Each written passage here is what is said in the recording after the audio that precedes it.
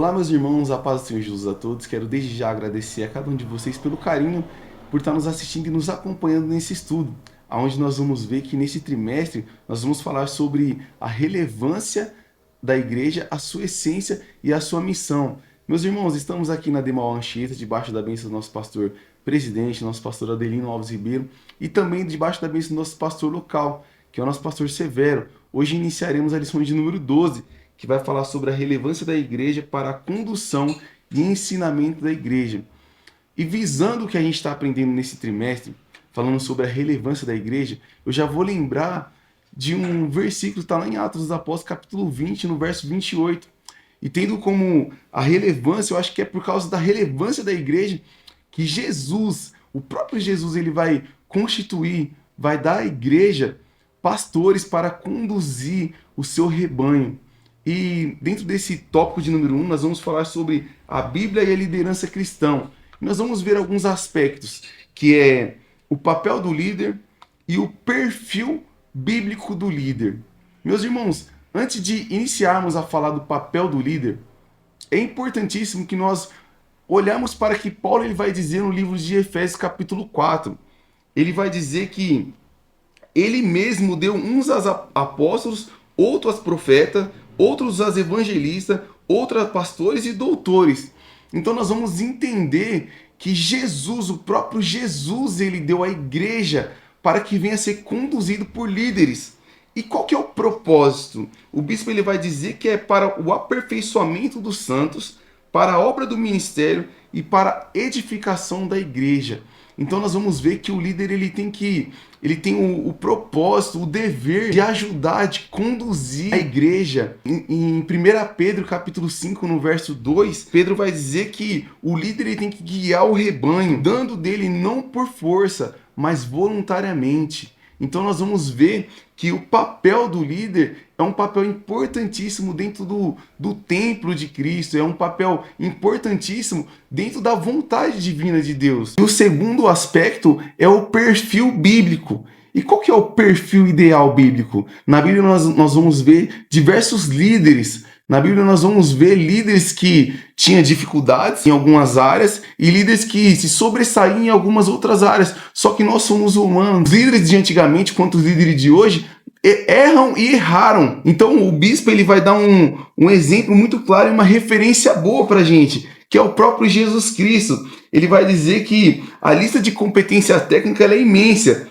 E tem tanto quanto o espírito de decisão, a inteligência, o conhecimento e a sabedoria. Mas a maior qualidade de um líder é um líder amoroso, um líder servo, um líder fiel, um líder focado e um líder zeloso pela obra de Deus. Então, meus irmãos, quando nós olharmos para o nosso líder, que nós possamos imaginar e nós possamos ver que ali Jesus ele colocou no coração do seu líder uma forma de amar a igreja, uma forma de zelar pela igreja. E quando nós olhamos para um líder, nós temos que entender que o líder ele foi escolhido pelo próprio Deus. Deus ele deu esse poder eclesiástico para o líder poder conduzir o seu rebanho. Nós vamos ver isso no livro de Romanos, capítulo 13, no verso 1, a qual foi dado pelo próprio Deus. Então, não podemos esquecer que os líderes a qual foi nos dado para nos ajudar a ter uma vida melhor com Cristo, igual a revista falou, a ter um bom relacionamento com Cristo, para nós nos aperfeiçoarmos no nosso ministério, a obra de Deus, nós temos que ver que eles também são humanos. Os líderes também erram.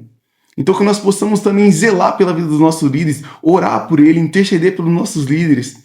Amém, meus irmãos? E que o Espírito Santo ele possa erguer homens e mulheres focados, sejam voluntários de fazer a obra de Deus com determinação, com vocação, com desejo de fazer que a obra de Deus ela cresça cada dia mais. Amém, meus irmãos? Que Deus abençoe a vida de cada um de vocês e fiquem agora com o próximo tópico. Tópico de número 2 da nossa lição, o chamado vocacional dos membros da igreja.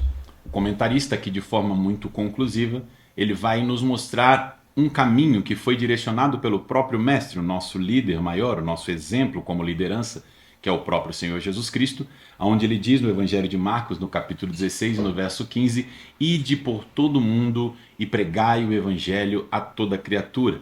Perceba que esta grande comissão, ela é dada a todas as pessoas, a todos aqueles que um dia aceitaram a Cristo como seu Salvador. Nós temos esta missão como premissa: pregar o Evangelho de Cristo a toda criatura. Mas dentre este chamado, nós sabemos que existem chamados específicos. A Bíblia nos dá vários exemplos. Haja visto no Antigo Testamento Abraão, Moisés, Samuel, o próprio Davi. Cada um deles tiveram chamados específicos, mas tudo isso apontava para a igreja. Tudo isso apontava para a pessoa bendita de Jesus Cristo como exemplo de liderança. No Novo Testamento, nós temos o exemplo de Paulo, que em contrapartida aos apóstolos, não teve ali um contato físico com o próprio Cristo, mas que foi chamado para uma missão totalmente específica, onde ele seria conhecido como o apóstolo dos gentios. Quando nós olhamos para isso, nós entendemos que por isso Jesus ele fala e ele trata a igreja como sendo o corpo de Cristo, tendo Cristo como cabeça. E aí nós vamos entender o que o comentarista fala neste subtópico de número 2.2 sobre a variedade de membros e de funções.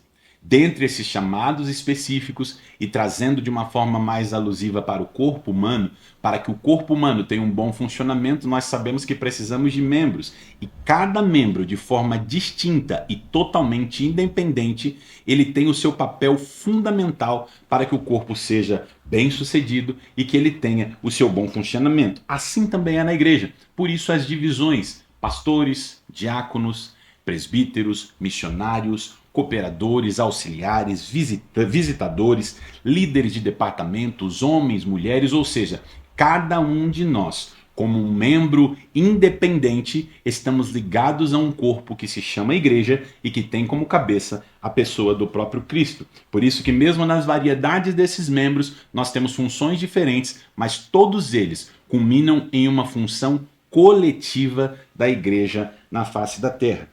E qual que é a relevância da liderança na igreja? Perceba que Jesus, na sua missão, e como líder maior e supremo, ele escolhe 12 homens e dá a eles uma missão de continuarem, de darem sequência a este ensinamento. Por isso Cristo ele diz: olha, ide e fazei discípulos. Perceba que o método ainda continua o mesmo: discipular pessoas.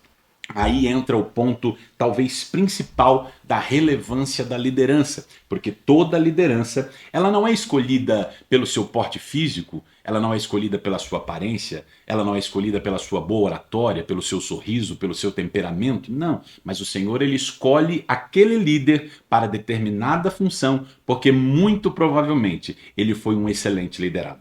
Então fica aqui uma lição para nós. Aqueles que querem exercer um cargo de liderança, antes disso, entenda o caminho do discipulado, porque sem discipulado será praticamente impossível exercermos uma boa liderança.